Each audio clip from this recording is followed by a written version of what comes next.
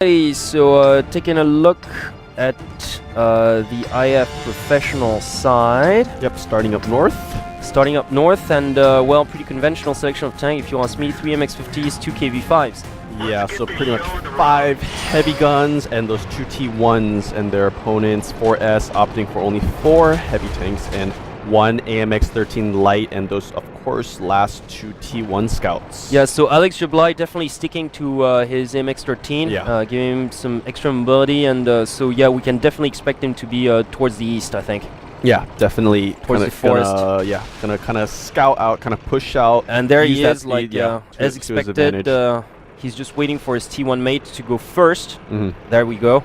And he's just gonna try to back him up out there. And like, once again, starting off from the northern side, a very, very standard defensive position for IF Professional. Yeah, so we have 2 there. So 2 of their heavy tanks are kind of guarding that railway area, and the but still undercover though. Undercover those buildings. That is why, like, starting up north really gives you that much of an advantage. If you want to defend, better defend up north than down south, which is exactly what they're doing. So funnily enough, they only committed 1 scout to the east. The other scout is actually towards the edge of the city to the west. Yeah, definitely a pretty wide spread out setup. Yeah, wide spread out setup, but then again, like, it would only take them about 10 seconds to regroup, just in case, like, their opponents like 4S decide to go for a forest push. Now, I would be very surprised if 4S actually took the risk of doing, for instance, what you know, their opponents earlier on like did today, like CNMB. Yeah, I would be very surprised if they actually went for something of the like. It's just too risky. The way I see it is just too risky. You can't. I mean, you can try to take out the scout, but then you have to regroup. You have to go through the city. You can't just commit to a forest push. It's just suicidal. And once again, like, 4S with a very standard approach. They've got 3 heavy tanks in the city, but more towards the railway, and of course the MX-13 to the east. 1 scout to the west, on that sort of square apartment complex, and which is death trap pretty much. I mean, if you commit heavy tanks to that, if you're inside, then you're just going to be surrounded. Yeah, and actually we have that 1 heavy tank also sitting in the forest base. There you go. So T1 scout now kind of pushing down south. Well, yeah, he's just trying to get a peek as to where are those heavy tanks, pretty much. I don't see anybody within the city. That's kind of weird. But once he passes this next building, he should be able to spot at least 1 tank, because that 1 tank is in that kind of that square forum area. Right. He's not going to take any risks. So once again, you know what? Because IF Professional decided to play on this map, they should be the ones trying to do something. I mean, if they're just expecting 4S to walk into their trap, well, they can still wait. You know, then we're going to have to replay this, because there is no way in the world that consciously you're going to do something like that, because as we've seen, it's just kamikaze. It's suicidal. Yeah, definitely. I mean, what IF could be doing right now is just kind of trying to get vision on the 4S team before they make any risky pushes.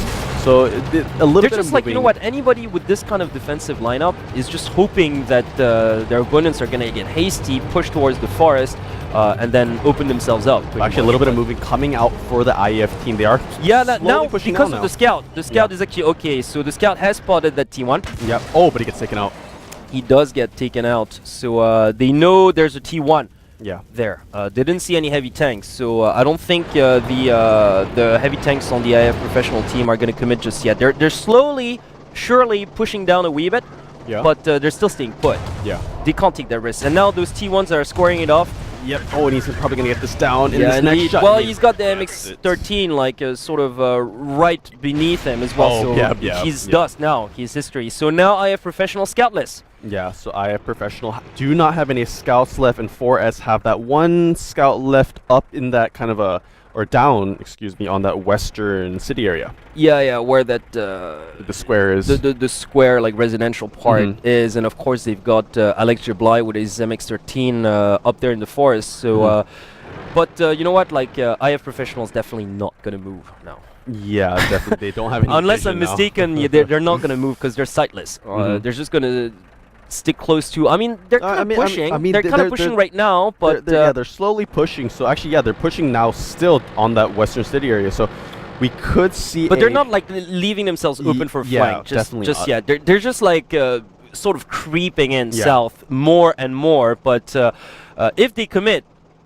Alex Jabla is going to go for base capture, number one, and then let us not forget he's actually creeping up there now. Yeah, he's creeping up there now, but he's not going to commit either. He's just going to get himself closer, pretty much. You know what? 4 heavy tanks defending the southern starting point is more than enough. If they stay on the cover, it's more than enough to actually one stand heavy the tank tide. has been spotted. Okay, so he has been spotted. The T1 probably going to go down now. Yep. So yeah, now is now pushing in. Yeah, definitely. 4S is now. They know what's going on. However, they know they can't leave that railway open. So they're not just going to do that. And actually, most of the 4S team have been spotted now, and actually we're seeing a firefight now in the square area. They have been spotted. They have been spotted, but they can't go for a flank. Yeah, they can't go for a flank because the railway is beautifully covered. Oh, but actually, IF is doing a great job of outnumbering the 4S team right now. They're actually doing a great job of. Well, I mean, they are outnumbering the 4S team. They are outnumbering the 4S team, but the base capture has started. So they're gonna have to send at least one tank back up to defend this, and which they are. Which they are. So right now, basically, 4S has to sort of stem the tide. Yeah. Oh, but IF doing a great job of. They are doing a great job hiding these 4S tanks. Yeah. Indeed, yes, so some really good micro here coming up, like from Rex, who takes down Sili1G, as a matter of fact, so the captain's gone. Oh, but actually IF pulling back 2 of their heavy tanks to defend that base. That the AMX 13 has pulled out, so that base capture has been stopped for now. But only 2 tier 8 tanks now remaining on the 4S team. It is looking pretty grim now. Oh, yeah, it is definitely looking grim. Yeah, actually, great play coming out for IF. I did not expect this, actually. IF did really well, just sort of kind of not surrounding. Converging like at the same time, pretty much. They had the superior numbers, and well, this is pretty much going to do it now. The lone player on the 4S side, Alex Jablai, with his MX-13 facing 5 heavy tanks. I think he can do it. You think he can do it? Yeah. Let's take bets. All right. Oh, but he took out 1 tank actually. Well, yeah, but that's pretty much all that he's gonna do. Yeah. So now the rest of the IF team now they're just gonna go comfortably for a capture. Yeah. I mean, like they're just gonna sit there, or either for capture or just surrounding him. They're surrounding him right now. Yeah. Actually, so yeah, he's really not gonna last. He's just completely surrounded. Yeah. Poor Mr. Jablai. Yep. He's down to about half health now. He is completely gone. IF